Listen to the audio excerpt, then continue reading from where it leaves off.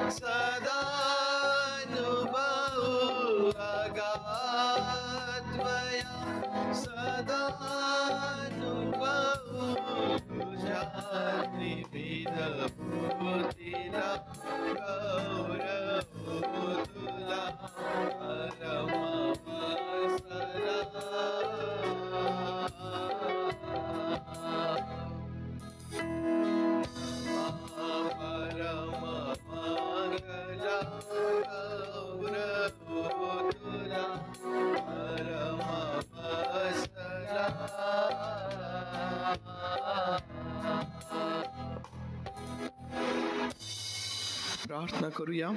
त्या प्रभू परमेश्वर देव बापाचे आभार मानूया. मागील आठवडाभर त्याने आपल्या प्रत्येकाचा सांभाळ केला, आपलं संरक्षण केलं, आपली काळजी घेतली, आपल्या सर्व गरजा त्याने पूर्ण केल्यात. होय पवित्र देव बापा, पुन्हा आज या पवित्र वारी आम्ही तुझे मनापासून आभार मानित, तुझी स्तुती करीत, तुझ्या नावाला धन्यवाद देत आम्ही तुझ्या समोर येतो. प्रभू देव बापा, तुझ्या सर्व दयेसाठी, तुझ्या उपकारांसाठी आम्ही तुझे आभार मानतो. तुझ्या सर्व कृपेसाठी, तुझ्या प्रेमासाठी देव बापा, आज पुन्हा या पवित्र वारी आम्ही तुझ्या नावाला धन्यवाद देतो, तुझे आभार मानतो, तुझी स्तुती करतो. तूच आम्हास निर्माण केलं, तूच आम्हावरती खरं प्रेम करणार आहे, तूच आहेस जो या भूतलावर आमची सर्व काळजी घेतोस. प्रभू त्या तुझ्या नावाला आम्ही धन्यवाद देतो. प्रभू तुझी स्तुती करतो, तुझ्या सर्व उपकारांसाठी आम्ही तुझे आभार मानतो. प्रभू या पवित्र वारी तुझ्या भक्ती मंदिरामध्ये तुझी भक्ती करण्यासाठी आम्ही एकत्र येत असताना देव बापा, आम्हा प्रत्येकावरती तू दया कर. आमच्या अपराधांची आम्हास क्षमा कर. प्रभू आम्हास धू शुद्ध कर.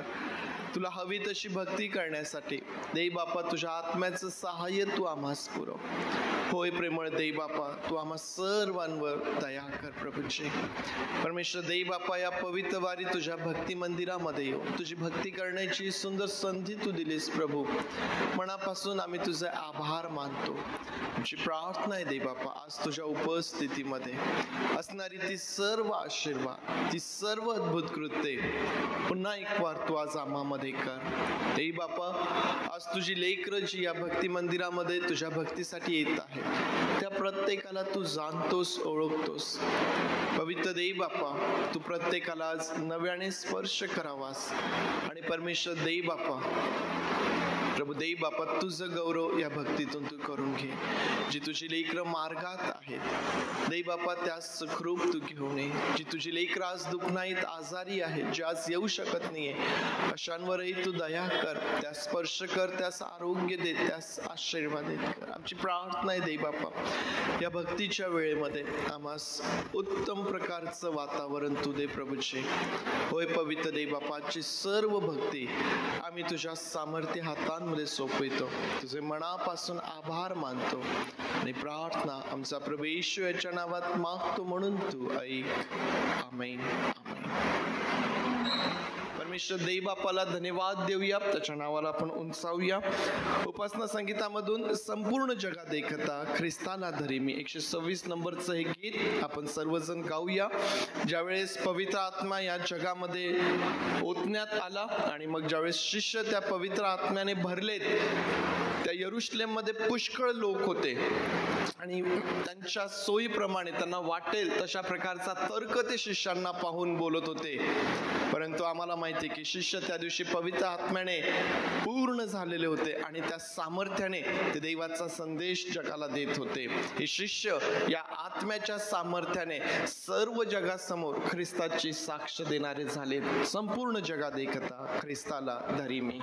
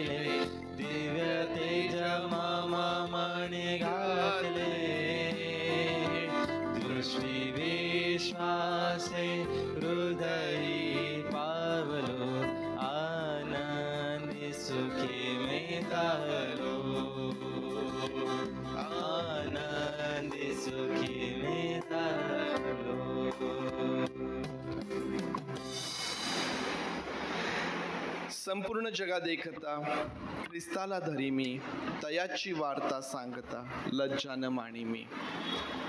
ख्रिस्ताची सुवार्ता सांगत असताना जर आम्हाला भीती आणि लज्जा जर वाटते तर देवाच्या आत्म्याचं सामर्थ्य आम्ही प्राप्त करू शकतो आणि त्या पवित्र आत्म्याच्या सामर्थ्याने आम्ही निर्भयपणे ख्रिस्ताची सुवार्ता या जगाला आम्ही सांगत असतो. आणि म्हणून या ठिकाणी गीतकर्ता म्हणतात की ख्रिस्त राय मला पामरा तारिले, दिव्य तेज मम मनी घातले. देवाचा आत्मा तो प्रकाश ते तेज ज्यावेळेस आमच्या अंतःकरणामध्ये ज्यावेळेस आम्हाला देण्यात आलं, दृष्टी विश्वासे हृदयी पावलो. वचन सांगतं की त्या पवित्र आत्म्याशिवाय आम्ही येशू हा प्रभू आहे हे देखील कबूल करू शकत नाही.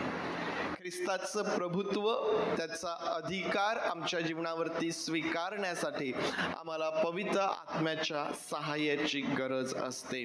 आणि गीतकर्ता तेच म्हणतो, दिव्य तेज मम मणी घातले, दृष्टी विश्वासे हृदयी पावलो. पुन्हा एक गीत गाऊया, त्या प्रभूचे आभार मानूया. उपासना संगीतामधून 152 नंबरचं गीत, चेतीव आम्हा दिना पवित्र आत्म्या येऊनी.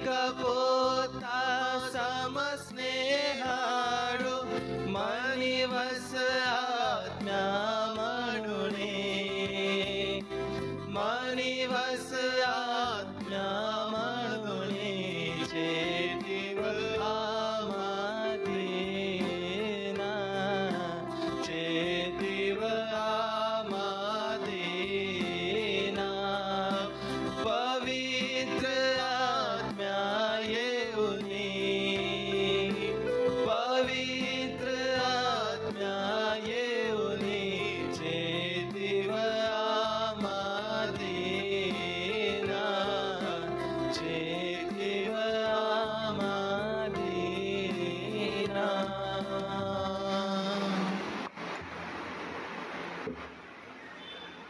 पवित्र शास्त्रामधून यावेळेस एक स्तोत्र आपण वाचूया. स्तोत्र संहिता 51 आपल्या पुढं आपण काढूया. स्तोत्र संहिता 51 आणि यामधून वचन 1 ते 13 पर्यंत आज आपण वाचणार आहोत. स्तोत्र संहिता 51 वचन 1 ते 13 पर्यंत. हे देवा, तू आपल्या वात्सल्याला अनुसरून माझ्यावर कृपा कर.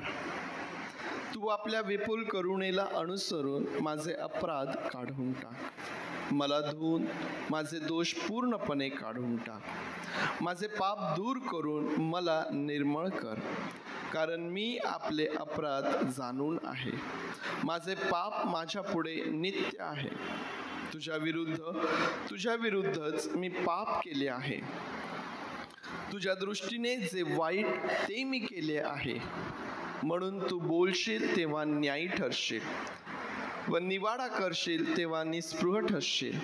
पहा, मी जन्माचाच पापी आहे. माझ्या आईने गर्भधारण केले तेव्हाचाच मी पातकी आहे.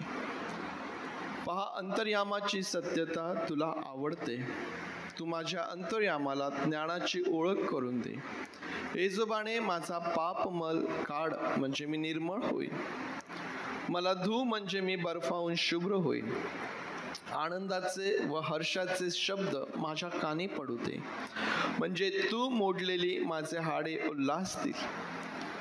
माझ्या पापांपासून तू आपले तोंड फिरव, माझे सर्व अपराध काढून टाक. हे देवा, माझ्या ठाई शुद्ध हृदय उत्पन्न कर. माझ्या ठाई स्थिर असा आत्मा पुन्हा घाल. तू मला आपल्या पुढून घालवून देऊ नको आणि आपला पवित्र आत्मा माझ्यामधून काढून घेऊ नकोस. तू केलेल्या उद्धाराचा आनंद मला पुन्हा होऊ दे आणि उत्सुकतेच्या आत्म्याने मला सावरून धर, म्हणजे मी अपराध्यास तुझे मार्ग शिकवीन आणि पातकी तुझ्याकडे वळतील. परमेश्वर देवबाप, ही वचने आपणाकरिता आशीर्वादाची करोत. स्तोत्र संहिता 51 ज्यामध्ये दावीद राजा हा प्रार्थना करतोय आणि दावीद राजाची जी प्रार्थना आहे ती शुद्धतेसाठी आहे. आम्हाला माहिती आहे की दावीद हा असा मनुष्य आहे की ज्याला देवाच्या मनासारखं म्हटलेलं आहे. आणि देवाच्या मनासारखा असलेला मनुष्य जेव्हा पापात पडला, ज्यावेळेस जे करू नये ते त्याने केलं, अशा समयी त्याची अवस्था तो या ठिकाणी वर्णन करतो. ज्यावेळेस त्याचं पाप त्याच्या समोर उघडकीस करण्यात आलं, त्याचा स्वीकार तो करतो, पश्चाताप तो त्या ठिकाणी करतो. प्रियांनो, आज या पेंटेकॉस्टच्या दिवशी मला आणखीन ही गोष्ट प्रामुख्याने सांगायला पाहिजे की देवाचा आत्मा आम्हाला आमच्या सर्व वाईट गोष्टींसाठी, आमच्या वाईट सवयी असतील, आमच्या जीवनामधली पातके असतील, पाप असतील, त्याची टोचणी तो आम्हाला देतो. ती बरोबर नाही, ती आम्ही आमच्या जीवनातून दूर करावी, त्यांचा त्याग आम्ही करावा आणि आम्ही परमेश्वराकडे वळावं आणि परमेश्वराच्या समक्षतेमध्ये आम्ही वाढावं. याकरिता हा देवाचा आत्मा रोज आणि रोज आमच्या ठाई काम करत असतो. पवित्र आत्मा है ना, रोज आणि रोज आम्हाला त्या प्रभू येशू ख्रिस्तासारखं बनवण्याचा प्रयत्न करतो. प्रभू येशू ख्रिस्त ज्याच्यासाठी ही साक्ष देण्यात आलेली आहे, आम्हाला माहिती आहे की तोच एकमेव परिपूर्ण असा आहे. कुठलाही दोष त्याच्या ठाई नाही. त्या प्रभू येशू ख्रिस्तासारखं तुम्हाला आणि मला तो बनवतो. ही मंडळी, ही वधू त्या वराकरिता अशा प्रकारे हा पवित्र आत्मा तयार करण्याचं काम करत आहे की आमच्या ठाई कुठलाही दोष दोष आढळून येऊ नये, शुद्ध निर्मळ पवित्र असं त्या ख्रिस्ताकरिता तो आम्हाला तयार करतो. आणि हा देवाचा आत्मा आहे जो आमचा उपयोग परमेश्वराकरिता तो करून घेतो. आणि अनेक लोक ज्या प्रकारे दावीद राजा यामध्ये म्हणतो की म्हणजे मी अपराध्यास तुझे मार्ग शिकवेन आणि पातकी तुझ्याकडे वळतील. तुमच्या आणि माझ्या मुखात हा देवाचा आत्मा असे शब्द देतो की ज्यामुळं पातकी देवाकडे वळतात. परंतु त्यासाठी तुम्हाला आणि मला स्वतःला त्या पवित्र आत्म्याच्या अधीन करणे किंवा त्याचा अधिकार आपल्यावरती स्वीकारणे हे अतिशय महत्वाचं आहे प्रियांनो. आणि म्हणून रोजच्या जीवनामध्ये तुम्ही आणि मी या गोष्टीकडे लक्ष द्यायचंय. वचन सांगतोय की तुम्ही आत्म्याला खिन्न करू नका. ज्यावेळेस आम्ही त्याचं ऐकत नाही, ज्यावेळेस आम्ही आमचं मन कठीण करतो, हा देवाचा आत्मा आमच्या जीवनामध्ये खिन्न होतो. आणि म्हणून रोज या गोष्टीकडे आम्ही लक्ष देऊया की हा देवाचा आत्माच आहे जो आम्हाला ख्रिस्तासारखं बनवितो. त्याच्याशिवाय आम्हाला आमच्या स्वतःच्या शक्तीने, स्वतःच्या बुद्धीने कदापि ते शक्य होणार नाहीये.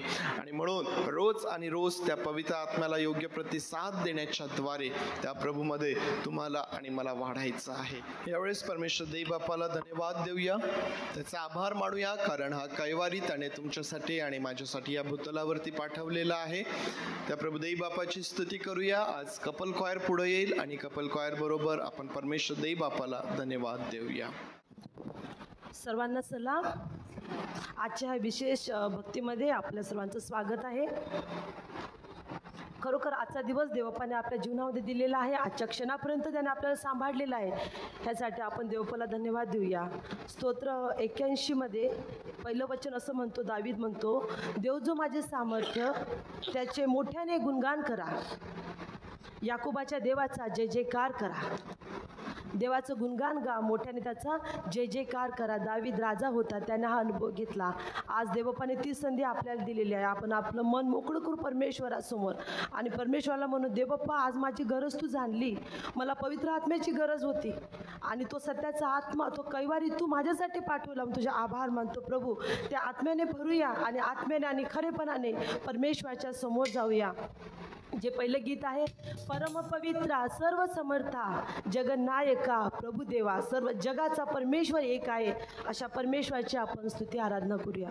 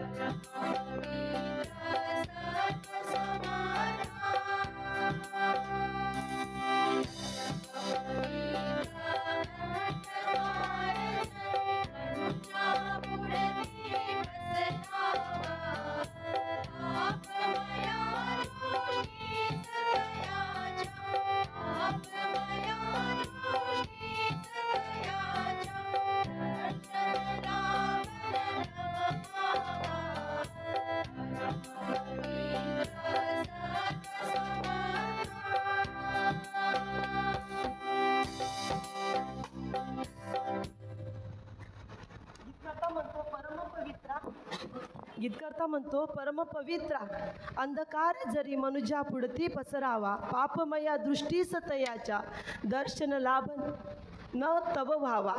ह्यासाठीच आम्हाला वाईट गोष्टी आमच्या दृष्टीस पडू नये, आम्ही आमचं जीवन प्रकाशामध्ये जगावं आणि म्हणूनच परमेश्वर देवबापाने त्याचा पवित्र आत्मा आमच्यावर ओतलेला आहे. खरोखर प्रियांनो, आपण देवबापाचे आभार मानूया.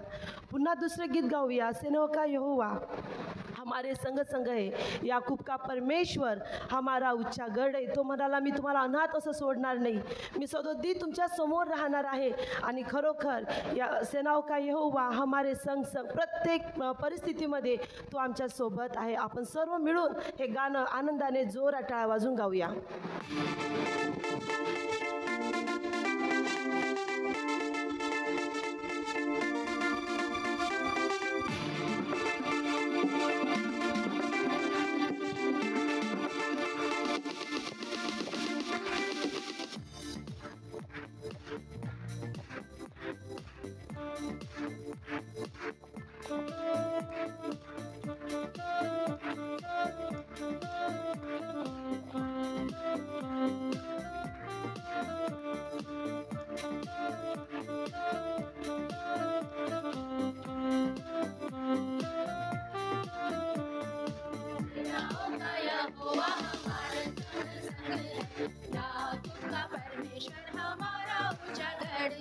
सेनाओं का यहोवा हमारे संग संग है, याकूब का परमेश्वर हमारा ऊंचा गढ़ है. जिसने आकाश बनाया, जिसने पृथ्वी बनाई, जिसने आकाश बनाया, जिसने पृथ्वी बनाई, तो सर्वशक्तिमान प्रभु है, वो यहोवा हमारे संग संग है. वो सर्वशक्तिमान प्रभु है, वो यहोवा हमारे संग संग है. सेनाओं का यहोवा हमारे संग संग है, याकूब का परमेश्वर हमारा ऊंचा गढ़ है. सेनाओं का यहोवा हमारे संग संग है, याकूब का परमेश्वर हमारा ऊंचा गढ़ है. जिसने दो भागा जंगल मार को निकाला, समुद्र को जिसने दो भागा जंगल में से मार को निकाला, जो वायदे को करता है पूरा, वो यहोवा हमारे संग संग है. जो वायदे को करता है पूरा, वो यहोवा हमारे संग संग है. सेनाओं का यहोवा हमारे संग संग है, याकूब का परमेश्वर हमारा ऊंचा गढ़ है. सेनाओं का यहोवा हमारे संग संग है, याकूब का परमेश्वर हमारा ऊंचा गढ़ है. राजस को जिसने गिराया, जक्कई को जिसने बचाया, राजस को जिसने गिराया, जक्कई को जिसने बचाया, जिसके लिए सब कुछ संभव, वो यहोवा हमारे संग संग है. जिसके लिए सब कुछ संभव, वो यहोवा हमारे संग संग है. सेनाओं का यहोवा हमारे संग संग है, याकूब का परमेश्वर हमारा ऊंचा गढ़ है. सेनाओं का यहोवा हमारे संग संग है, याकूब का परमेश्वर हमारा ऊंचा गढ़ है.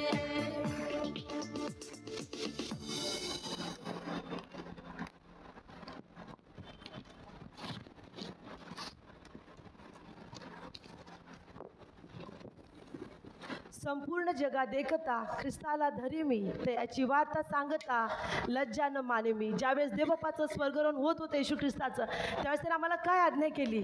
जाऊन सर्व सृष्टीला सुवार्तेची घोषणा करा आणि युगाच्या समाप्तीपर्यंत पहा, मी तुमच्यासोबत सददीत आहे. आणि खरोखर असा परमेश्वर आमचा आहे. संपूर्ण जगा देखता ख्रिस्ताला धरी मी, परमेश्वराने आम्हाला जे सांगितलेलं आहे ते आज आम्हाला करायचं आहे. आणि म्हणून पुन्हा एक बार गाण्याच्या माध्यमातून आम्ही आमचं समर्पण ओळखूया.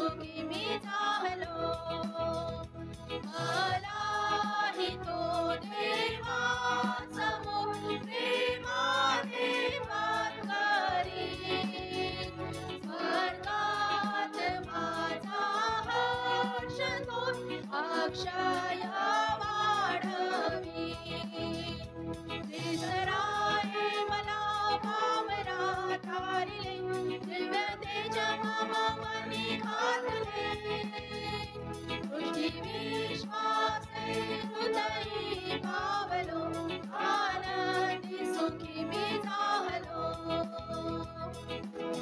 आनंदी सुखी मी झालो.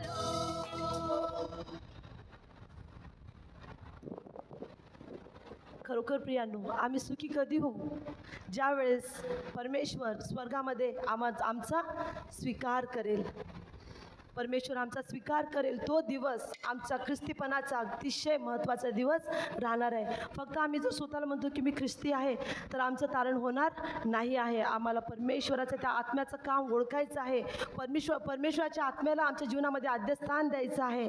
आणि खरोखर ज्यावेळेस तो आमचा शेवट येणार आणि त्या दिवशी परमेश्वर सर्व देवदूतांसमोर आम्हाला तो मान्य करल, आम्हाला तो पत्करल, तो दिवस आमच्या जीवनामधला अतिशय महत्त्वाचा दिवस असणार आहे. ह्यावेळेस आपण पुन्हा एक बार प्रार्थनेच्या अंतःकरणामध्ये समोर जाऊया आणि आपलं अंतःकरण प्रार्थनेसाठी तयार करूया.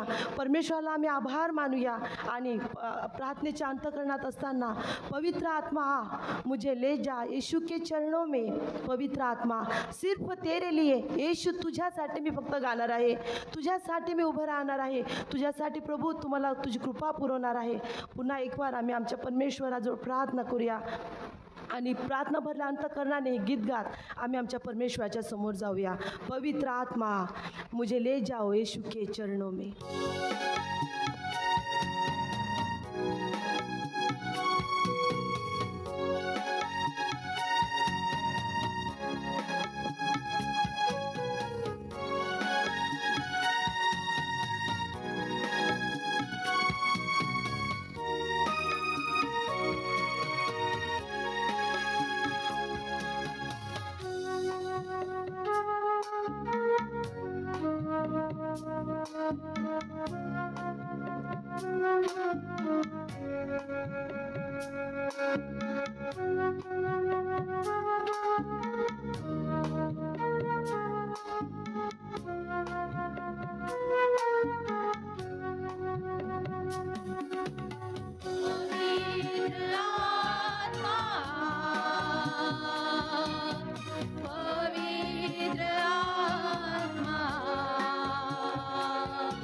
मुझे ले जाओ यीशु के चरणों में.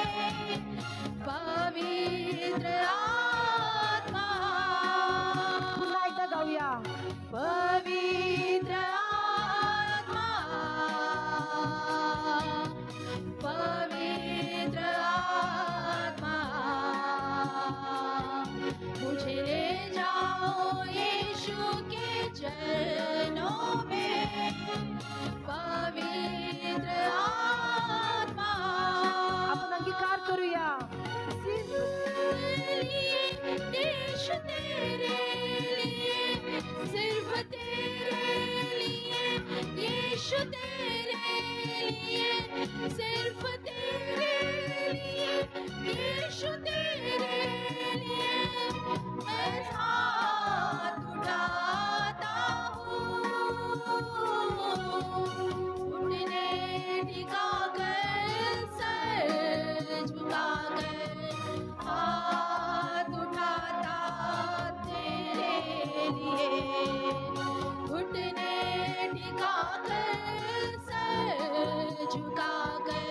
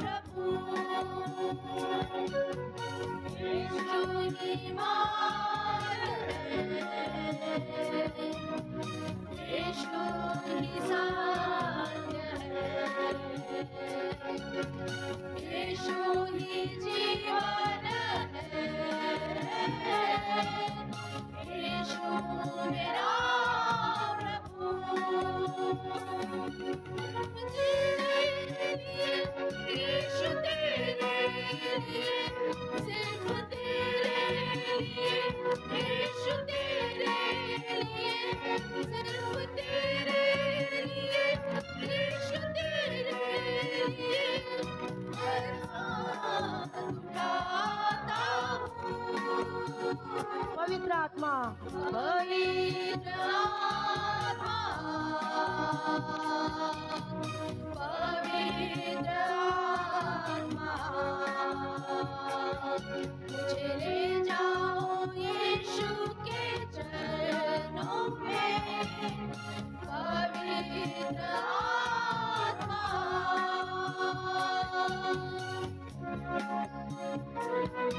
होय प्रियानो, स्तोत्रकर्ता दावीद स्तोत्र 91:11 मध्ये म्हणतो, तू मला आपल्या पुढून घालवू देऊ नकोस.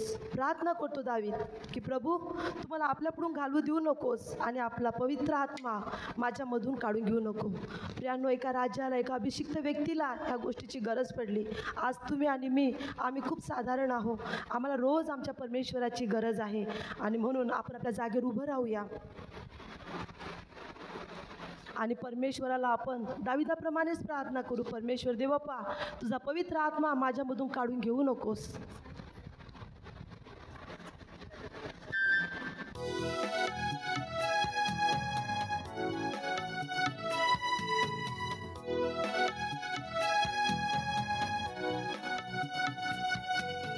पुढचं गीत गाऊया. तुझ्या विना पवित्र आत्मा प्रार्थना होत नाही. तुझ्या विना हे माझ्या प्रभू आराधना होत नाही. मान्य करू आपण आणि परमेश्वराच्या समोर जाऊया.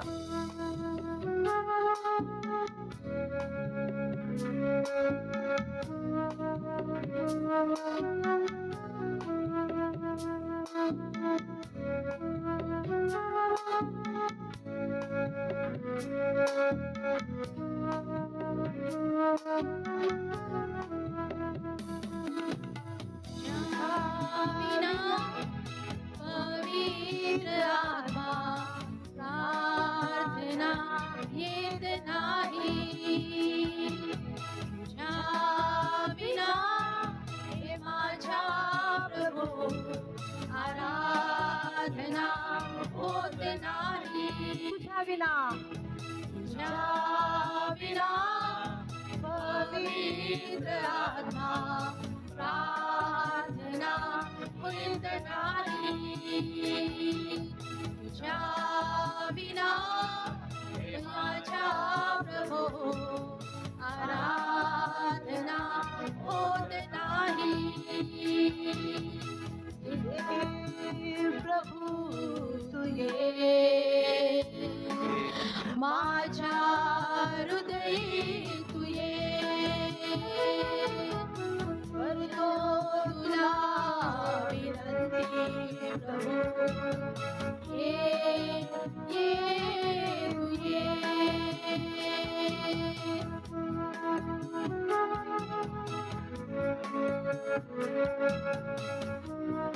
तुझ्याच साठी पवित्र आत्मा जीव हा तळमळतो.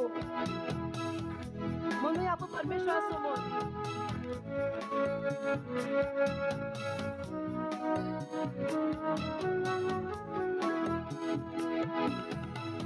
तुझ्याच साठी पवित्र आत्मा जीव हा तळमळतो. तुझ्याच साठी पवित्र आत्मा जीव हा तळमळतो.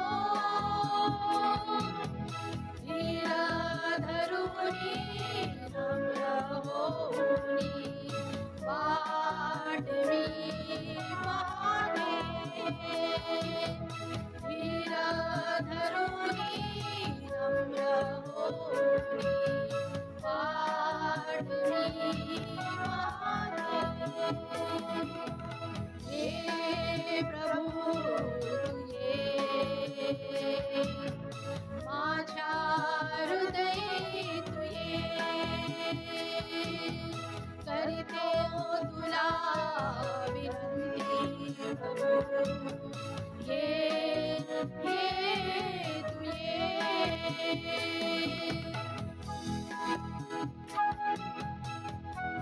तुझी मला पवित्र आत्मा येशूकडे नेतो. आम्ही स्वतःहून जाऊ शकत नाही. परमेश्वराचा आत्मा आम्हाला परमेश्वराकडे नेतो, पवित्र आत्म्याकडे नेतो. प्रियांनो,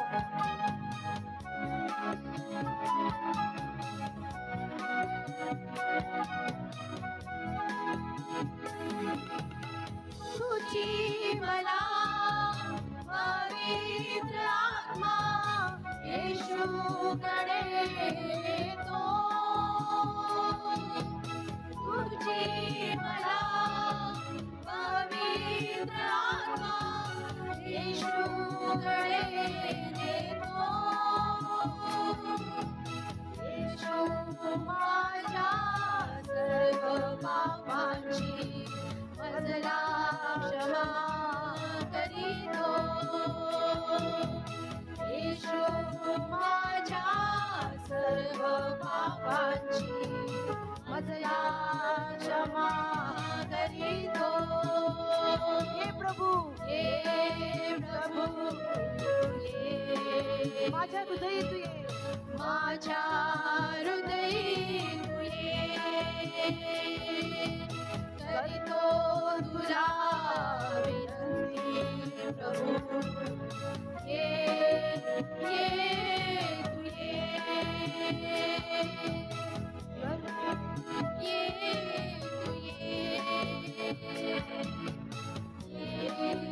ये तू ये. होय प्रभू दे बाप्पा, आज या क्षणाला दे बाप्पा पवित्र आत्म्या तू आमच्यासाठी जी मोठी योजना केली होती प्रभू, की आज प्रभू देव बाप्पा तू आम्हाला सगळ्यांना देव बाप्पा पवित्र आत्म्याने भरावं. प्रभू देव बाप्पा आज आम्ही तुला आमंत्रित करतो, आम्हाला पवित्र आत्म्याने भर प्रभू. आणि राजा जोपर्यंत राजा आम्ही पवित्र आत्म्याने भरणार नाही तोपर्यंत प्रभू आम्ही प्रार्थना कशी करावी हे आम्हाला समजणार नाही. प्रभू देव बाप्पा जोपर्यंत आम्ही प्रार्थना करणार नाही, तुझ्या जवळ येणार नाही प्रभू, तोपर्यंत तुला आवडणारी आराधना आम्ही कशी करावी प्रभू हे आम्हाला कळणार नाही. आम्ही अशक्त आहो प्रभू देव बाप्पा, पण तू देव बाप्पा आम्हाला अशक्तपणामध्ये हातभार लावण्यासाठी जो पवित्र आत्मा तू आम्हासाठी पाठवलेला आहे राजा, त्या आत्म्यासाठी आम्ही तुझे आभार मानतो. तो सत्याचा आत्मा, तो कैवारी प्रभू आमच्यासाठी जो दिवस आणि रात्र तुझ्याजवळ मध्यस्थी करतो प्रभू देव बाप्पा. आणि येशू आम्ही मागण्यापूर्वी देव बाप्पा तो तुला मागतो. देव बाप्पा आमचं गाराणं प्रभू देव बाप्पा आम्ही सांगण्यापूर्वी देव बाप्पा तू तुझ्याजवळ घेऊन येतो. तुझे आभार मानतो देव बाप्पा, कारण की तू चांगला आहेस. आमची तू आठवण केलीस प्रभू. आम्ही पापी असताना प्रभू देव बाप्पा तू आम्हाला राजा तुझं देव बाप्पा मित्र बनवलेला आहेस, जो पवित्र आत्मा दिलेला आहे. तुझे आभार मानतो प्रभू देव बाप्पा. येशू आम्हाला पवित्र आत्म्याने चेतव, पवित्र आत्म्याने पेटव प्रभू देव बाप्पा. आणि आम्ही तुझ्यासाठी कसं वागावं प्रभू, आम्ही काय काम करावं देवा, आमच्या जीवनात तुझी काय योजना आहे प्रभू आम्हाला माहीत नाही. पण तू देव बाप्पा पवित्र आत्म्याच्या सहाय्याने तू आम्हाला चालव आणि रोज प्रभू देव बाप्पा तू आम्हाला मार्गदर्शन कर. ह्यासाठी देव बाप्पा की आम्ही तुझे लेकरं दिवटणीवर ठेवल्या दिव्यासारखे देव बाप्पा ह्या जगासमोर देव बाप्पा आम्ही प्रकाश आहोत देव बाप्पा. आमच्या जीवनाकडे पाहून देव बाप्पा इतरांना देव बाप्पा ती चुटपुट लागावी प्रभू, की आम्ही देव बाप्पा साधारण लोक नाही, आम्ही जिवंत परमेश्वराचे पवित्र आत्म्याचे लेकरं आहोत. देव बाप्पा तुझे आभार मानतो. आज आम्हाला समक्षतेमध्ये चालवलंस, त्याची जाणीव प्रभू तू आम्हाला नव्याने होऊ दिलेली आहेस प्रभू. देव बाप्पा पुन्हा एक बार आम्ही आमचं समर्पण तुला करतो राजा. देव बाप्पा आज जे वचन आमच्याकडे येणार आहे ते देव बाप्पा ते वचनाच्या द्वारे तू आमच्या संगती बोल, ते समजण्यासाठी आमचे आध्यात्मिक कान तू खोल, आमचे आध्यात्मिक डोळे तू उघड प्रभू. देव बाप्पा इतकंही आम्हाला देव बाप्पा बधीर करू नको प्रभू, की आम्हाला दिसून न दिसल्यासारखं होईल, ऐकून न ऐकल्यासारखं होईल प्रभू. देव बाप्पा आध्यात्मिक ते नेत्र दे, आध्यात्मिक देव बाप्पा ते कान तू आम्हाला दे आणि अद्भुत गोष्टींचं रहस्य तू आम्हाला कळू दे. पुन्हा एक वार देव बाप्पा आम्ही सर्व आमचा जीव आत्मा शरीराचा ताबा आम्ही तुझ्या रक्ताळलेल्या हातात देतो. तू आम्हाला चालव, तू आमचा मार्गदर्शक बन प्रभू देव बाप्पा. राजा पवित्र आत्म्या तू आम्हाला दिलेला आहे. पुन्हा एक वार तुझे आभार मानते बाप्पा. ही प्रार्थना आमचा जिवंत परमेश्वराच्या प्रिय गोड पवित्र नावाने मागते म्हणतो एक राजा. आमेन आमेन. आपण सर्व आपल्या जागेवर बसूया. संदेशाकडं जाण्यापूर्वी थोडा वेळ आजचा जो विशेष रविवार आहे त्याकडं आपलं लक्ष आपण देऊया. जे सकाळी नव्हते, म्हणजे सकाळी भक्ती सुरू करत असताना मी हा प्रश्न विचारला, त्यावेळेस आज काय विशेष आहे हे उत्तर आपल्याला मिळालं. परंतु जे सकाळला नव्हते, जे कदाचित उशिरा आलेत, त्या तुम्हासाठी पुन्हा एकदा मी हा प्रश्न विचारतोय. आजचा रविवार हा विशेष रविवार आहे. काय आहे आज? जे सकाळी नव्हते, म्हणजे त्यांनी सांगायचं, जे सकाळी नव्हते. जे सकाळी होते त्यांना माहित आहे की आज काय आहे, पण तुझे लोक सकाळी नव्हते माहित आहे ना आपल्याला, आपल्यापैकी बऱ्याच जणांकडून ते उत्तर येत आहे की आजचा रविवार हा पेंटेकॉस्टचा रविवार आहे. पेंटेकॉस्टचा रविवार म्हणजे नेमकं काय आहे? आपल्याला पेंटेकॉस्ट मिशन माहीत आहे. आपण पेंटिकॉस्टल लोकांना देखील ओळखतो आणि त्यांच्याविषयीचं एक चित्र आपल्या मनामध्ये आपण तयार केलेलं आहे. परंतु मुळात नेमकं हे पेंटेकॉस्ट काय आहे आणि का बरं हा विशेष रविवार अशा प्रकारचा आहे? पेंटेकॉस्ट संडे, पेंटेकॉस्ट या शब्दाचा सरळ अर्थ आहे 50वा दिवस. पेंटेकॉस्ट या शब्दाचा अर्थ आहे 50वा दिवस. काय झालं पेंटेकॉस्टच्या दिवशी? पवित्र आत्मा या जगामध्ये ओतण्यात आला. पवित्र आत्मा या जगामध्ये ओतल्या गेला किंवा पवित्र आत्मा या जगामध्ये आला आणि शिष्य आणि जे सर्व लोक त्या माडीवरच्या खोलीमध्ये एकत्र जमलेले होते ते सर्व पवित्र आत्म्याने भरलेत आणि मग वेगवेगळ्या भाषांमधून ते लोक बोलू लागलेत. यरुशलेममध्ये सणाच्या दिवसांमध्ये जे सर्व लोक त्या ठिकाणी जमलेले होते त्यांनी तो आवाज ऐकला. काही जणांना असं वाटलं की हे कदाचित मद्यप्राशन करून मस्त झालेले आहेत, परंतु काही जण म्हणाले ही ती वेळ नाहीये. काही जण त्या ठिकाणी म्हणतात की हे आपल्या भाषांमधून बोलत आहेत. यरुशलेममध्ये जे लोक सणासाठी आले होते वेगवेगळ्या पार्श्वभूमीचे लोक होते, वेगवेगळी भाषा बोलणारे लोक होते आणि ही वेगवेगळी भाषा बोलणारे लोक या शिष्यांना त्यांच्या स्वतःच्या भाषेतून बोलताना ऐकतात आणि आश्चर्यचकित होतात. हे लोक आमची भाषा कशी काय बोलू शकतायत? या लोकांना आमची भाषा कशी आली? हे लोक कधी आमची भाषा शिकलेत? कारण त्या लोकांनी या शिष्यांना त्यांच्या म्हणजे वेगवेगळ्या भाषांमधून देवाची स्तुती आणि त्याचं सामर्थ्य, त्याची वाखाणणी करताना त्यांनी ऐकलं. आणि मग एकंदर त्या ठिकाणाची ती सर्व परिस्थिती पाहिल्यानंतर पेत्र उभा राहतो आणि त्या ठिकाणी संदेश देतो आणि पेत्राच्या त्या संदेशानंतर 3000 लोकांची भर त्या ठिकाणी त्यांच्यामध्ये पडते. म्हणजेच आज मी तुम्हाला सर्व मंडळीला वाढदिवस सुखाचा जाव असं म्हणू शकतो. आज मंडळीचा वाढदिवस देखील आहे. म्हणजे फक्त आपली मंडळी नाही बरं, जागतिक किंवा विश्वव्यापी जी मंडळी आहे, जी प्रत्येक व्यक्ती प्रभू येशू ख्रिस्तावरती विश्वास ठेवते आणि जी मंडळीचा एक भाग बनते ना, त्या मंडळीची सुरुवात ही आजच्या दिवशी झालेली आम्हाला पाहायला भेटते. परंतु प्रियांनो, ते दिवस सणाचे दिवस होते. लोक सण साजरा करण्याकरिता यरुशलेम मध्ये आलेले होते.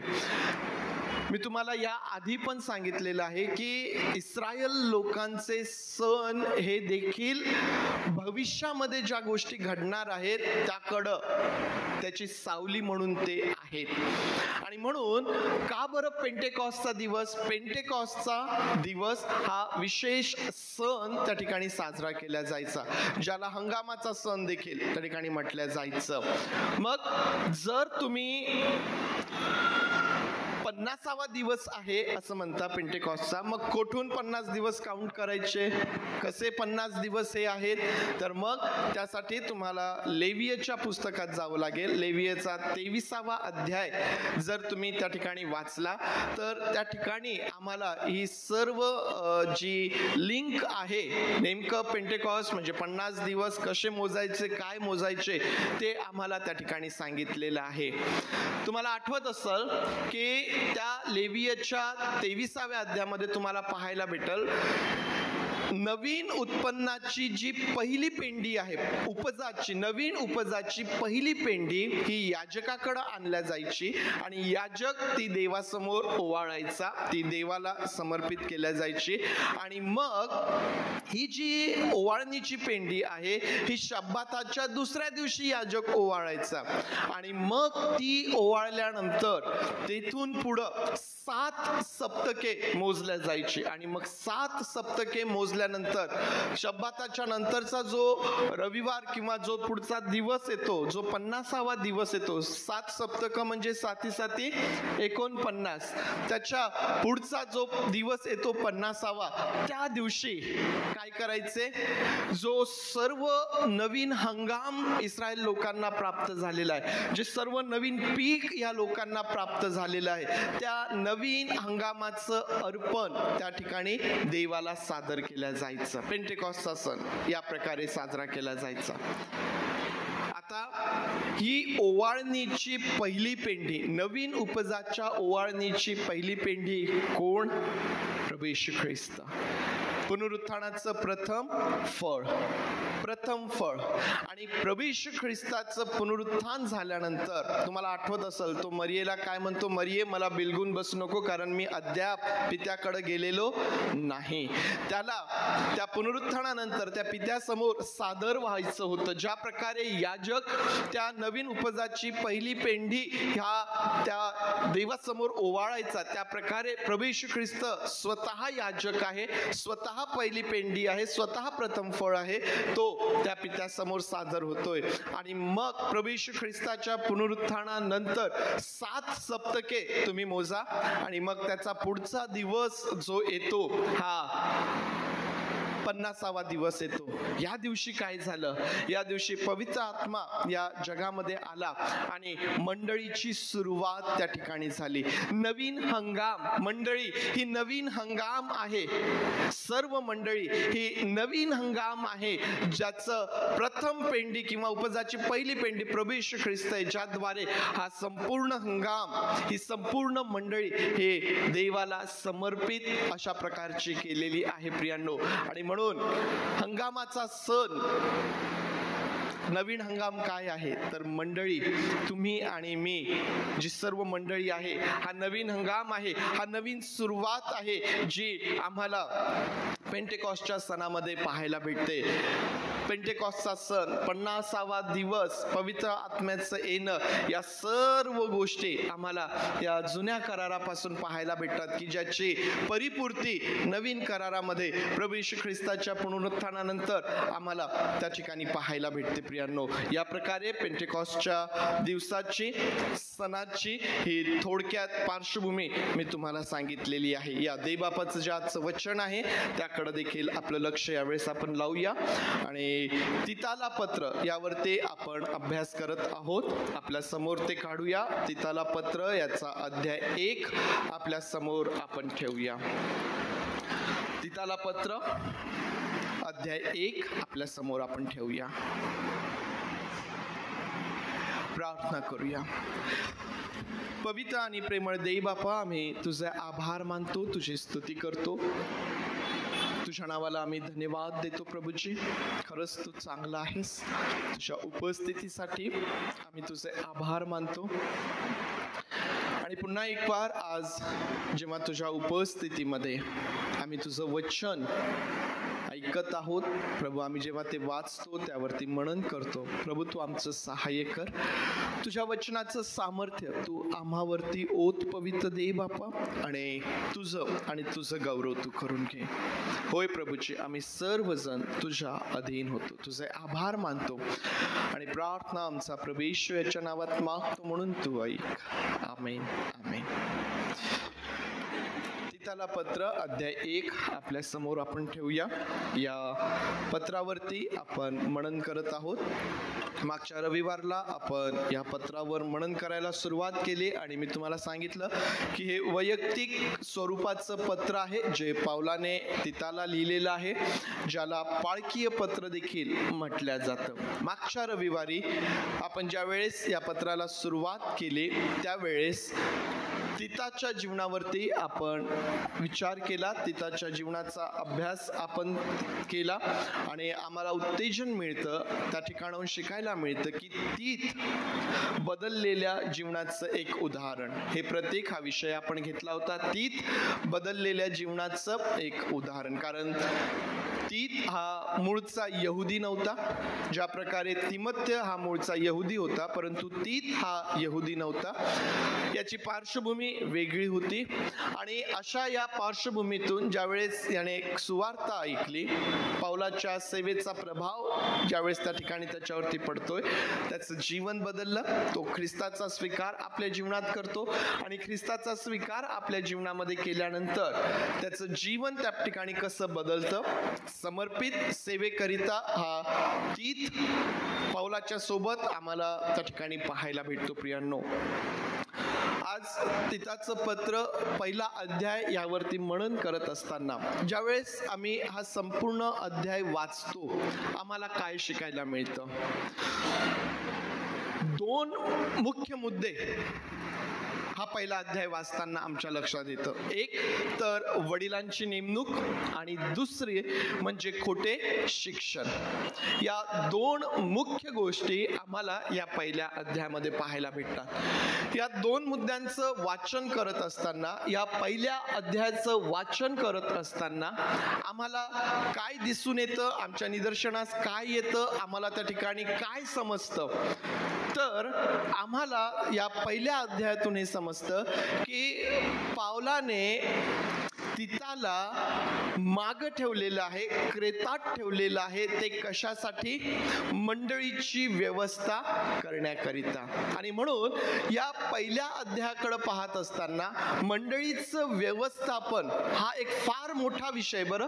परंतु थोडक्यात मी तुम्हाला सांगते की मंडळीचे व्यवस्थापन, मंडळीची व्यवस्था करणे, ही मंडळी कशी चालवायची, ही मंडळीची देखरेख कशी करायची, मंडळीमध्ये कोणकोणत्या बाबी आहेत, मंडळी समोर काय काय अडचणी आहेत, मंडळी समोर काय काय समस्या आहेत, कोणत्या कोणत्या गोष्टींना मंडळी फेस करते, या सर्व गोष्टींकडे लक्ष देण्याकरिता, देखरेख करण्याकरिता, तिचं व्यवस्थापन, तिची व्यवस्था करण्याकरिता पौलाने तिताला त्या क्रेतामध्ये ठेवलेलं आम्हाला पाहायला भेटतं. आणि म्हणून या पहिल्या अध्यायातून मंडळीचं व्यवस्थापन किंवा मंडळीची व्यवस्था करणे हे आम्हाला त्या ठिकाणी पाहायला भेटतं. प्रियांनो,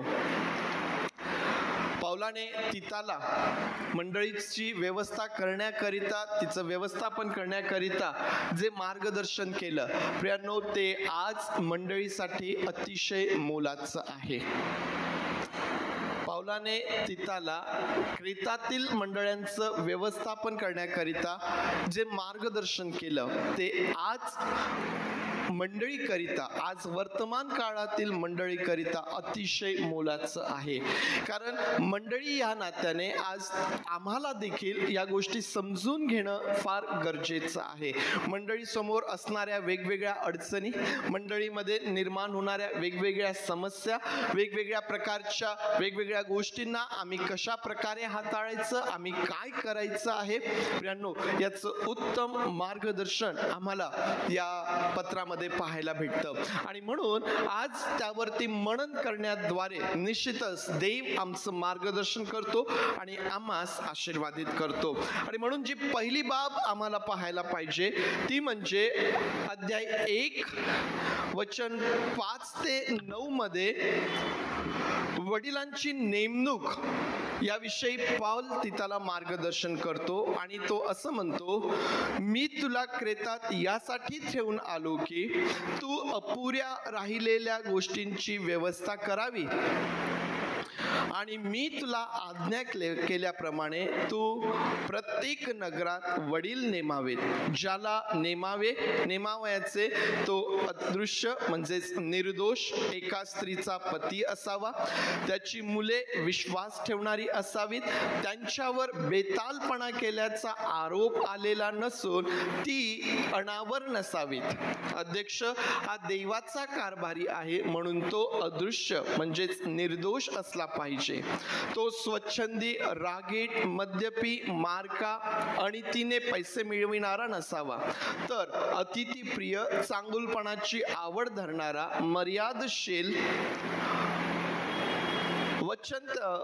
मर्यादशील, नीतिमान, पवित्र, संयमी आणि दिलेल्या शिक्षणानुसार जे विश्वसनीय वचन त्याला धरून राहणारा असा असावा, यासाठी की त्याने सुशिक्षणाने बोध करण्यास व उलट बोलणाऱ्यास कुंठित करण्यासही समर्थ व्हावे. प्रियांनो, वडिलांची नेमणूक करण्याविषयी पाऊल या ठिकाणी तिथाला सांगत आहे. वडील हा जो महत्वाचा शब्द आम्हाला या ठिकाणी पाहायला भेटतो. जर आम्ही या शब्दाचा विचार केला, जर आम्ही या शब्दाचा अभ्यास केला, तर मूळ ज्या ठिकाणाहून हा शब्द आलेला आहे, मूळ ग्रीक मधून हा शब्द आम्हाला पाहायला भेटतो, ज्याचा अर्थ प्रेस्बिटरस आणि मग त्यावरून प्रेस्बिटरियन आम्हाला शिकायला मिळतं, ज्याचा अर्थ अधिकारी किंवा जबाबदाऱ्यांच्या जागेवरती नेमलेले लोक, ज्याला स्टीवर्ड पण असं म्हटलेलं आहे. स्टीवर्डशिप, कारभारीपणा या अर्थाने हा शब्द पाऊल या ठिकाणी वापरत आहे. वडील, आम्हाला माहिती आहे की कुटुंबामधून ही जी संकल्पना आहे पावलाने घेतलेली आहे. वडील जो कुटुंबाचा प्रमुख असतो, वडील ज्याच्यावरती जबाबदारी असते कुटुंबाची देखरेख करण्याची, कुटुंबाकडे लक्ष देण्याची, कुटुंबाची काळजी घेण्याची, तिचा सांभाळ करण्याची, त्या आपल्या कुटुंबाला काय हवं काय नाही या ज्या सर्व जबाबदाऱ्या वडील या नात्याने आम्हाला, कुटुंब प्रमुख या नात्याने वडिलांच्या दिसून येतात. हीच संकल्पना पाऊल मंडळीसाठी देखील वापरतो. आणि म्हणून त्या ठिकाणी वडील, स्टीवर्ड्स, एल्डर्स, हिंदीमध्ये प्राचीन हा शब्द वापरलेला आहे. या प्रकारे या शब्द प्रयोग आम्हाला त्या ठिकाणी दिसून येतो, ज्यातून सरळ हा अर्थबोध आम्हाला होतो की ज्यांच्यावरती जबाबदारी सोपविण्यात आलेली आहे. कशाची? मंडळीची देखरेख करण्याची, मंडळीचं संरक्षण करण्याची किंवा देखरेख करण्याची, मंडळी चालविण्याकरिता, मंडळीच्या गरजा पुरविण्याकरिता, मंडळीसाठी ते निर्णय घेण्याकरिता त्या ठिकाणी या अर्थाने हा शब्द आम्हाला त्या ठिकाणी पाहायला मिळतो. प्रियांनो, अधिकाराच्या जागेवर ज्यांची नेमणूक झालेली आहे, ज्यांच्यावरती जबाबदारी सोपविण्यात आलेली आहे, अशी व्यक्ती या ठिकाणी आम्हाला पाहायला भेटते. प्रियांनो, जिचं कार्य आहे मंडळीच्या प्रत्येक बाबीकडं लक्ष देणे, मग मंडळीची आर्थिक बाब असेल, मंडळीची आध्यात्मिक बाब असेल, मंडळीची सामाजिक बाब असेल, किंवा ज्या सर्व गोष्टी एक मंडळी, एक समाज या नात्याने आम्हाला आढळतात, त्यांची व्यवस्था करण्याकडं प्रियांनो नेमायचं तर आहे, परंतु पाऊल त्या ठिकाणी एक यादी तिथाला सांगतो की कोणाला नेमायचं, कोणाला या जबाबदाऱ्या सोपवायच्या, कोणाला हा अधिकार द्यायचा आहे, त्याची गुणवत्ता यादी देखील पाऊल या पत्रामध्ये तिथाला तो सांगतो. वडील त्यांची गुणवत्ता दोन भागामध्ये पाऊल सांगतो. एक, त्यांचं कुटुंबाविषयी पाऊल बोलतो, आणि कुटुंबाविषयी बोलत असताना तो म्हणतो की त्यांची मुले जी आहे ही विश्वास ठेवणारी असावीत, ती बेतालपणाचा आरोप त्यांच्यावरती आलेला नसावा आणि ती अनावर नसावीत. विश्वास ठेवणारी, बेतालपणाचा आरोप त्यांच्यावरती आलेला नसावा आणि अनावर ती नसावीत. प्रियांनो, आम्हाला माहिती आहे की पुष्कळदा मंडळांची वाढ न होण्याचं कारण, पुष्कळदा मंडळ्या रिकामी होण्याचं कारण हे त्या ठिकाणी अधिकाराच्या पदावर जे आहेत त्यांच्यात अशक्तपणामुळं किंवा कुटुंबामधील ज्या काही गोष्टी आहेत त्याचा तो परिणाम होतो. पुष्कळदा आम्ही ऐकतो की पालक तर खूप चांगले आहेत परंतु त्यांची मुले चांगली नाही. आज अनेक मंडळ्या आहेत की ज्या रिकामी झाल्यात आणि बंद पडल्यात, ज्या सुरू होत नाहीयेत. कारण काय दिल्या जातं? ते पालक खूप चांगले होते परंतु त्यांची मुले चांगली नाहीत. ती व्यसन करतात, ती प्रार्थनेला आलेल्या लोकांना शिवीगाळ करतात, ते ड्रिंक करून असतात आणि अशा अशा प्रकारच्या परिस्थितीमुळं प्रियांनो मंडळीची वाढ होत नाही किंवा मंडळी जी आहे ती रिकामी होत असते. आणि म्हणून पाऊल या ठिकाणी अतिशय स्पष्टपणे त्या ठिकाणी सांगतो की ज्याला नेमायचं आहे त्याची मुलं ही विश्वास ठेवणारी असावी, त्यांच्यावरती बेतालपणा केल्याचा आरोप नसावा आणि ती अनावर नसावीत, आणि मग कुटुंबानंतर वडील त्याच्या वैयक्तिक गुणवत्तेविषयी पाऊल त्या ठिकाणी सांगतो आणि ज्यामध्ये आम्हाला पाहायला भेटतं की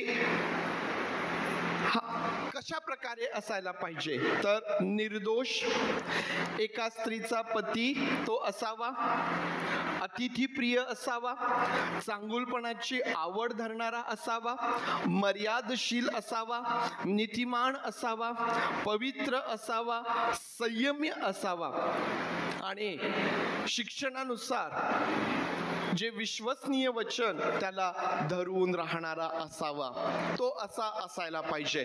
कसा नसावा तर त्याविषयी देखील तो म्हणतो, तो स्वच्छंदी नसावा, रागीट नसावा, मद्यपी नसावा, मारका नसावा, आणि तिने पैसा मिळविणारा नसावा. तो कसा असायला पाहिजे आणि तो काय नको, तो कसा नसावा. एक फार मोठी यादी पाऊल या ठिकाणी तिताच्या समोर तो देतोय. प्रियांनो, वडिलांची नेमणूक करत असताना, हे कारभारी पण त्यांच्यावरती सोपवीत असताना, ही जबाबदारी त्यांच्यावरती सोपवीत असताना पाऊल तिताला म्हणतो की तू या गोष्टींकडे लक्ष दे, तू या गोष्टींकडे लक्ष दे, तू या गोष्टींचा विचार कर आणि मग त्यानंतर त्या ठिकाणी तुला नेमणूक त्या ठिकाणी त्यांची करायची आहे.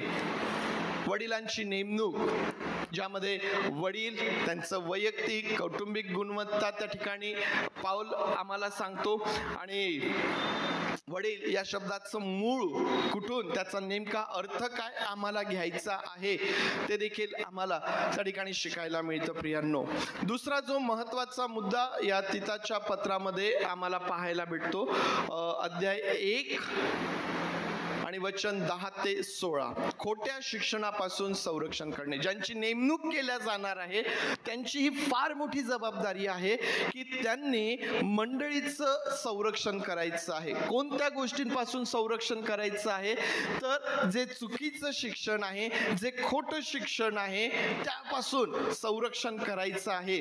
आणि म्हणून 10 ते 16 या वचनांमध्ये पाऊल तिताला या प्रकारे सांगतो, कारण अनावर व व्यर्थ बोलणारे आणि फसवणारे पुष्कळ लोक आहेत, त्यात विशेष करून सुनता झालेल्यांपैकी आहेत. त्यांचे तोंड बंद केले पाहिजे. जे शिकवू नये ते अनितीने पैसा मिळविण्यासाठी शिकवून ते संपूर्ण घराण्याच्या विश्वासाचा नाश करतात. त्या लोकातील त्यांच्यातीलच कोणी एक संदेष्टा म्हणतो, क्रेतीय तर सदा लबाड, दुष्ट पशु, आळशी व खादाड असतात. ही साक्ष खरी आहे. म्हणून कडकपणे त्यांच्या पदरी दोष घाल, यासाठी की त्यांनी यहुदी कहाण्या आणि सत्यापासून बहकलेल्या माणसांच्या आज्ञा यांकडे लक्ष न देता विश्वासात खंबीर व्हावे. या ठिकाणी पाऊल तिताला जी गुणवत्ता यादी तो देत आहे ती यासाठी देत आहे की या प्रकारे ज्यांची नेमणूक केल्या जाणार आहे त्यांनी या प्रकारे मंडळीचा सांभाळ करायचा आहे, मंडळीचं संरक्षण त्या ठिकाणी करायचं आहे. खोट्या शिक्षणापासून संरक्षण करणे. पाऊल म्हणतो की अनावर, व्यर्थ बोलणारे, फसविणारे पुष्कळ लोक आहेत. ते त्याही काळात होते, ते आजही आहेत. त्या लोकांची कमी झालेली नाही. ते त्याही वेळेस होते आणि ते आजही आहे. आणि अभ्यासक असं सांगतात की पावलाच्या या पत्रानंतर त्या भागामध्ये अशा प्रकारचं चुकीचं आणि खोटं शिक्षण देणाऱ्यांची अधिक भर पडलेली आहे. त्या खोट्या शिक्षणामध्ये अधिक वाढ त्या ठिकाणी झालेली आहे. ते त्याही काळात होते आणि ते आजही आम्हाला पाहायला भेटतात. काय करतात ते? जे शिकवू नये ते शिकवतात. ज्या गोष्टी व्यर्थ आहेत, ज्या गोष्टींची आवश्यकता नाही, ज्या गोष्टींची गरज नाही, ज्या गोष्टी मनुष्याच्या मनामध्ये संशय निर्माण करतात, ज्या गोष्टी मनुष्याला विश्वास ठेवत असताना त्यांना गोंधळात पाडतात, अशा गोष्टी ते शिकवतात. कशासाठी शिकवतात? त्यांचा उद्देश काय असतो असं शिक्षण देण्यामागं? तर अनितीने पैसे मिळविण्याकरिता जे शिकवू नये ते त्या ठिकाणी ते लोक शिकवत असतात. आणि त्याचा परिणाम काय होतो? तर पाऊल म्हणतो की त्यामुळं संपूर्ण घराण्याच्या विश्वासाचा नाश होतो. संपूर्ण घराण्याच्या विश्वासाचा नाश होतो.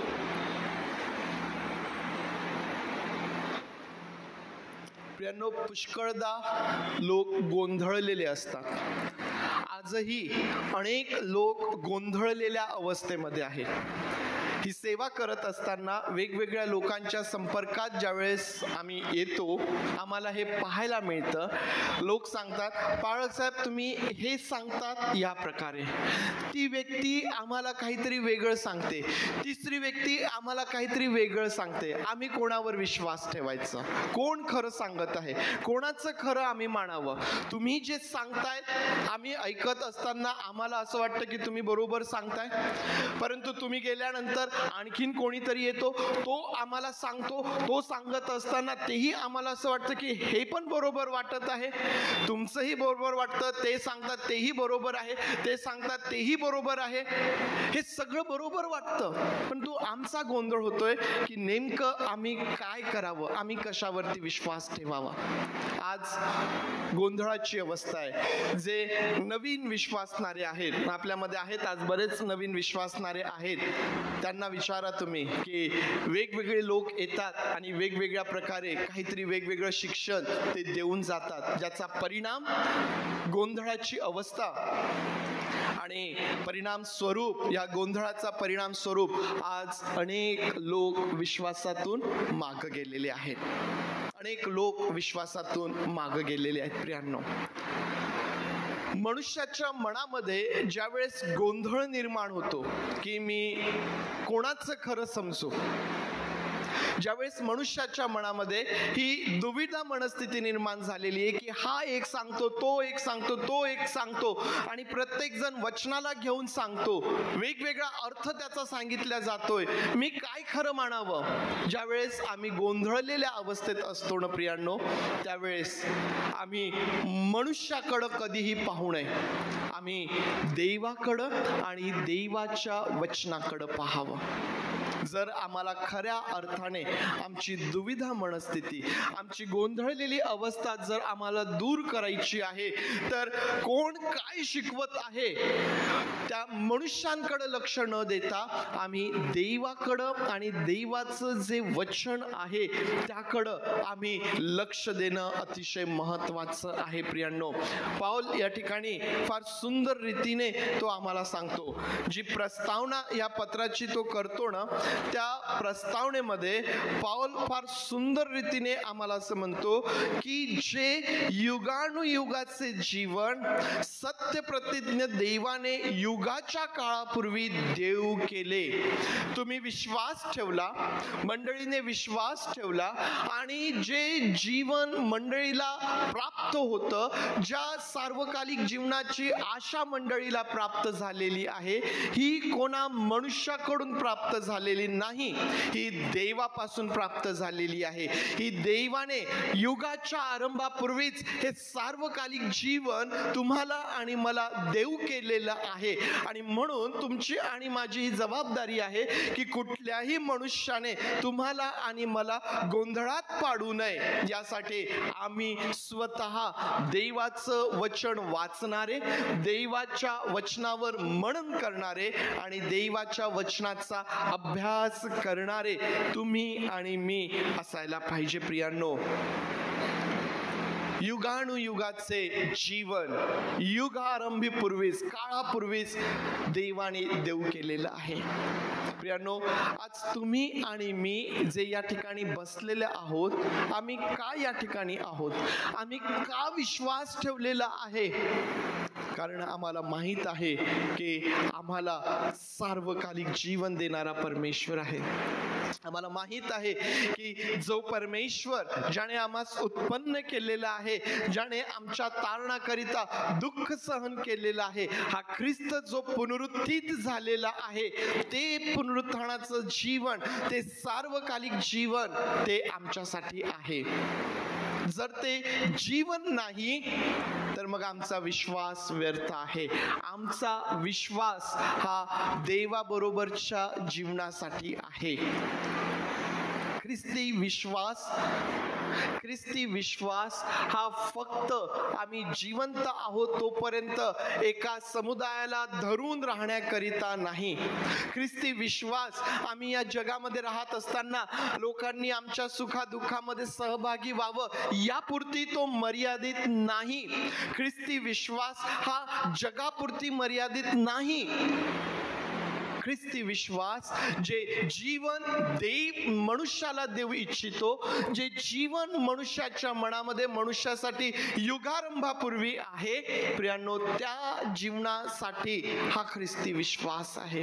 त्यासाठी तुम्ही आणि मी प्रभू येशू ख्रिस्तावरती विश्वास ठेवणारे आहोत. आणि म्हणून प्रियांनो, तुम्ही आणि मी या जगामध्ये आम्ही राहत असताना आम्ही मनुष्याकडे पाहून, आम्ही मनुष्याच्या शिक्षणाकडे पाहून गोंधळात पडणारे असू नयेत, तर आम्ही स्वतः वचन वाचणारे, त्यावर मनन करणारे आम्ही अशा प्रकारचे असावेत.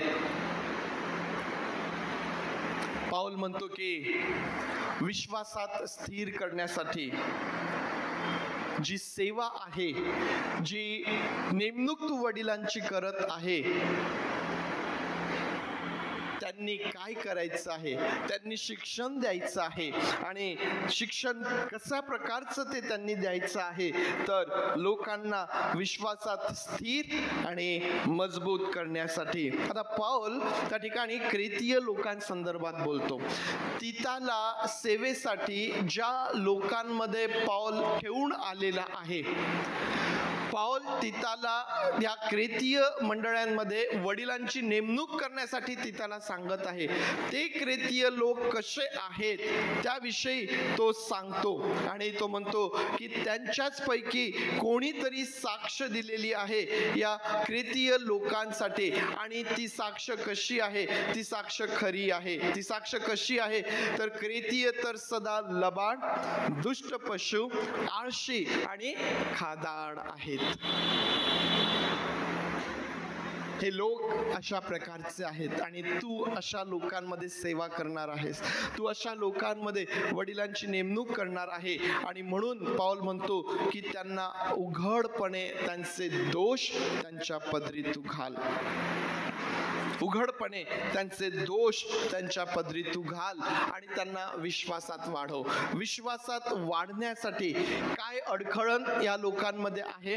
विश्वासात वाढण्यासाठी जी मोठी अडचण या लोकांच्या भोवती आम्हाला दिसून येते ती अशी की यहुदी कहाण्या आणि सत्यापासून बहकलेल्या माणसांच्या आज्ञा.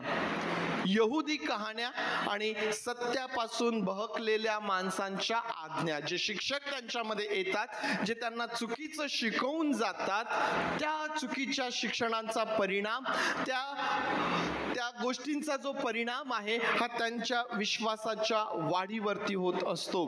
आणि म्हणून पौल तिथला म्हणतो की उघडपणे त्यांचे दोष त्यांच्या पदरी तू घाल. प्रियांनो, उघडपणे त्यांचे दोष त्यांच्या पदरी तू घाल. आणि त्यांनी काय करावं? त्यांनी ह्या यहुदी कहाण्यांकडं, सत्यापासून बहकलेल्या माणसांकडं लक्ष न देता त्यांनी स्वतःला विश्वासात खंबीर करायचं आहे. त्यांनी स्वतःला विश्वासात स्थिर अशा प्रकारे करायचं आहे. विश्वासात स्थिर होण्यासाठी, आम्ही विश्वासात वाढू नये यासाठी अनेक प्रकारचे प्रयत्न आमचा शत्रू हा आमच्या अवतीभोवती करत असतो. आणि म्हणून आमची ही गरज आहे की आम्ही अशा प्रकारच्या सर्व गोष्टींपासून आम्ही स्वतःला अलिप्त ठेवावं. प्रियांनो, देवाचं वचन आम्हाला दोष दाखवतं, आमचे दोष आमच्या पदरी घालतं. ते यासाठी की आमची सुधारणूक व्हावी आणि आम्ही ख्रिस्तासारखं व्हावं. मंडळीला आणि विश्वासणाऱ्यांना कशाची गरज आहे? तर आम्हाला आमचे दोष दाखवण्याची गरज आहे, जेणेकरून आम्हाला आमचे दोष स्वीकारून ते आम्हाला दूर करता येईल. ज्या प्रकारे दावीद आपल्या जीवनामध्ये करतो. ज्यावेळेस दावीदाला त्याचे दोष दाखविल्या जातात, जेव्हा दावीदाला त्याचं पाप त्याच्या निदर्शनास आणून दाखविल्या जातं, प्रियांनो, दावीद त्यासाठी पश्चाताप करतो. दावीद त्यासाठी पश्चाताप करतो. देवाचं वचन आम्हाला आमचे दोष यासाठीच दाखवतं की आम्ही पश्चाताप करावा आणि आम्ही त्या आमच्या ख्रिस्ती विश्वासामध्ये आम्ही दृढ व्हावं, खंबीर व्हावं, आम्ही मजबूत त्या ठिकाणी व्हावं. प्रियांनो, आम्हाला याची गरज आहे. पौल या पहिल्या अध्यायाला संपवत असताना एक फार महत्वाचं तो सांगतो. वचन 15 आणि 16 मी तुमच्यासाठी वाचत आहे. शुद्ध जनास सर्व काही शुद्ध आहे, परंतु विटाळलेले व विश्वास न ठेवणारे यांना काहीच शुद्ध नाही.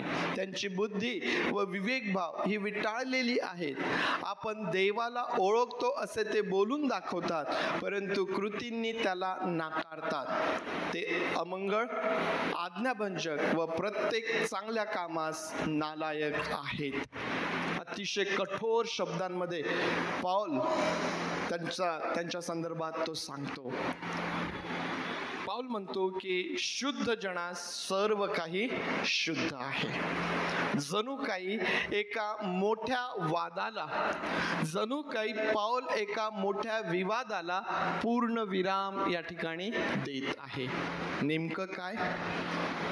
शुद्ध जनांना सर्व शुद्ध आहे. खोटे शिक्षक जे यहुदी कहाण्या आणि व्यर्थ गोष्टी जे ते शिकवण्याचा प्रयत्न करतात, त्यातला हा एक भाग आम्हाला दिसून येतो की हे खाद्यपदार्थ शुद्ध, ते अशुद्ध, हा दिवस शुद्ध, तो अशुद्ध, हे शुद्ध आणि ते अशुद्ध, या प्रकारचं जे शिक्षण त्या ठिकाणी पौलाला दिसून येतं. या सर्व वादविवादाला पौल जणू काही त्या ठिकाणी पूर्ण विराम देतोय आणि काय म्हणतो? शुद्ध जनास सर्व काही शुद्ध आहे. प्रत्येक खाद्यपदार्थ शुद्ध आहे, प्रत्येक दिवस शुद्ध आहे, कारण ते मुळातच शुद्ध करण्यात आलेलं आहे. जशी पहिली पेंडी ही समर्पणाची पेंडी ही पवित्र करण्यात आली, शुद्ध करण्यात आली, स्वीकारण्यात आली, त्याद्वारे संपूर्ण हंगाम जो आहे हा शुद्ध करण्यात आलेला आहे, हा स्वीकारण्यात आलेला आहे. प्रियांनो, अशा प्रकारचे वाद विवाद पौल तिथला सांगतो की त्यात पडण्याची गरज नाही, कारण जे शुद्ध आहेत त्यांच्याकरिता सर्व काही शुद्ध आहे. परंतु जे अशुद्ध आहेत, ज्यांची बुद्धी आणि ज्यांचा विवेकभाव विटाळलेला आहे, पौल म्हणतो की त्यांच्यासाठी सर्व काही अशुद्ध आहे. ते काय करतात? ते आमचा देवावर विश्वास आहे असं तर बोलून दाखवतात, परंतु कृतीने देवाचा नाकार करतात. ज्यांची बुद्धी आणि विवेकभाव विटाळलेला आहे त्यांचं एक फार सुंदर चिन्ह पाऊल या ठिकाणी सांगतो की ते मुखाने तर कबूल करतात की आमचा देवावर विश्वास आहे, परंतु कृतीने ते नाकारतात, ते कृतीने देवाचा नाकार करतात. प्रियांनो, आमच्यासाठी हे अतिशय महत्वाचं आहे. कितीही पौष्टिक अन्न तुम्ही तयार केलं, परंतु जर ते घाणेरड्या पात्रामध्ये जर ते टाकलं तर खाण्याची इच्छा होईल का? ज्यातून वास येतो एक घाण आहे, नाही ना? प्रियांनो, पाऊल आम्हाला तेच सांगण्याचा प्रयत्न करतो की ज्यांची बुद्धी आणि विवेक भाव विटाळलेला आहे ते त्या अशुद्ध पात्रासारखे आहे. आमची आवश्यकता आहे की आम्हाला स्वच्छ केल्या जावं, आम्हाला शुद्ध केल्या जावं. आणि हे कोण करतो? देव, ख्रिस्त आम्हाला शुद्ध करणार आहे. आमचं पात्र तो शुद्ध करणार आहे. ते लोक मुखाने तर कबूल करतात की आमचा देवावर विश्वास आहे, परंतु कृतीने ते देवाचा नाकार करतात. प्रियांनो, मी संपवत असताना आपल्या प्रत्येकाला उत्तेजन मला द्यायचं आहे. संदेश कदाचित आपण ऐकत असताना आपल्या मनात हा विचार आला असेल की आजचा संदेश हा कारभारी लोकांसाठी आहे, वडील लोकांसाठी आहे. परंतु मला आज तुम्हाला ह्या गोष्टीचं उत्तेजन द्यायचं आहे की देवाने आपल्या प्रत्येकाला त्याच्या राज्याचे कारभारी म्हणून नेमलेलं आहे. जर आपण सर्व पवित्र आहोत, जर आपण सर्व देवाचे याजकगण आहोत, त्याची निवडलेली प्रजा आहोत, तर तुम्ही आणि मी देवाचे कारभारी देखील आहोत.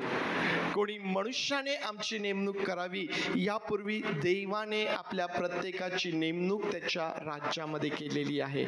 म्हणजेच या ठिकाणी असणारी प्रत्येक व्यक्ती ही वडिलाच्या भूमिकेमध्ये आहे. देव स्त्री पुरुष असा भेदभाव करत नाही. म्हणून मी वडील आणि आई असं म्हणत नाही, तर मी सर्वांना वडील या शब्दाखाली संबोधतोय. तुम्ही आणि मी सर्व वडिलांच्या भूमिकेमध्ये आहोत. आपण सर्व देवाचे कारभारी आहोत.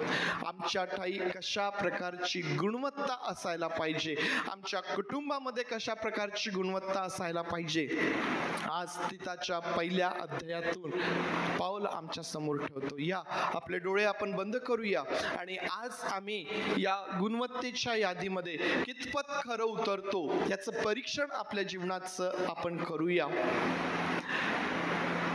कारण कारभारी हा ज्याने त्याची नेमणूक केलेली आहे त्याला जबाबदार आहे. आणि म्हणून जर देवाने तुम्हाला आणि मला वडील म्हणून, कारभारी म्हणून जर नेमलेलं आहे, तर आम्ही देवासाठी जबाबदार आहोत. देव आम्हाला आमच्याकडून या सर्व गोष्टींचा जाब विचारणार आहे. देव आम्हाला जाब विचारणारा आहे. आणि म्हणून आम्ही आज काय करत आहोत ह्याचं परीक्षण आमचं करायचं आहे. प्रियांनो, पवित्र देवी बापा, तुझ्या राज्याचे कारभारी, तुझ्या राज्यामध्ये काम करणारे तुझे सेवक आज आम्ही सर्व या ठिकाणी आहोत. आम्हा प्रत्येकाची नेमणूक तू केलेली आहे. आम्हा प्रत्येकाची नेमणूक तू केलेली आहे राजा. आणि तुझ्या राज्याकरिता आम्ही काम करत असताना पवित्र देव बापा, आम्ही आमच्या वैयक्तिक आणि कौटुंबिक जीवनाकडं आम्ही विशेष लक्ष द्यावं. जी गुणवत्ता यादी तू आज तुझ्या वचनांमधून आमच्या समोर आणलेली आहे देव बापा, त्याद्वारे आम्ही आमच्या स्वतःचं परीक्षण करतो. प्रभू, तू त्याकरिता आमचं सहाय्य कर. पवित्र देव बापा, तू त्याकरिता आमचं सहाय्य कर. प्रभूचे होय देव बापा, तू त्याकरिता आमचं सहाय्य कर. परमेश्वर देव बापा, जर आम्ही उणे आहोत, जर देई बापा आम्ही कमी पडतोय तर तू आमची क्षमा कर आणि तू आमचं सहाय्य कर. आमची उणीवता तू दूर कर पवित्र देई बापा, आणि आम्हाला उत्तम कारभारी होण्याकरिता पवित्र देई बापा ही सेवा उत्तम रीतीने करण्याकरिता देई बापा तू आमचं सहाय्य कर. होय प्रभूचे, तू आमचं सहाय्य कर. आम्ही सर्वजण त्यासाठी तुझ्या अधीन होत आहोत. आम्हा प्रत्येकासाठी तू ही साक्ष द्यावी.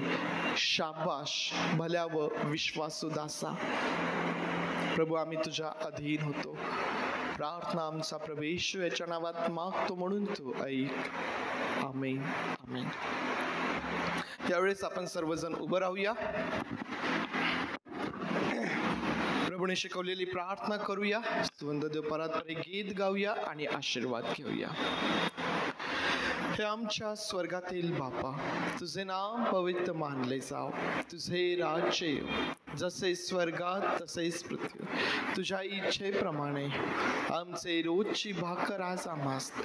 आणि जसे आम्ही आमच्या ऋण्यास ऋण सुटले तसेच तो आमचे ऋणे आम्हास सोड. आणि आम्हास परीक्षेत आणू नकोस, तर आम्हास वाईटापासून सोड. कारण की राज्य, सामर्थ्य आणि गौरव हे सर्व काळ तुझीच आहे. आमेन.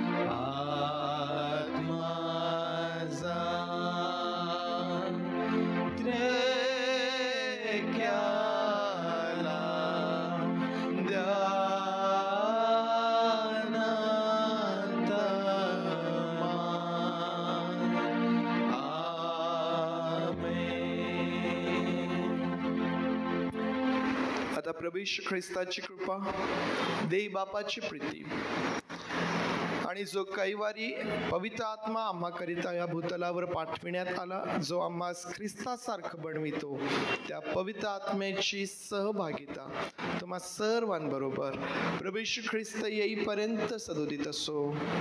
आमेन.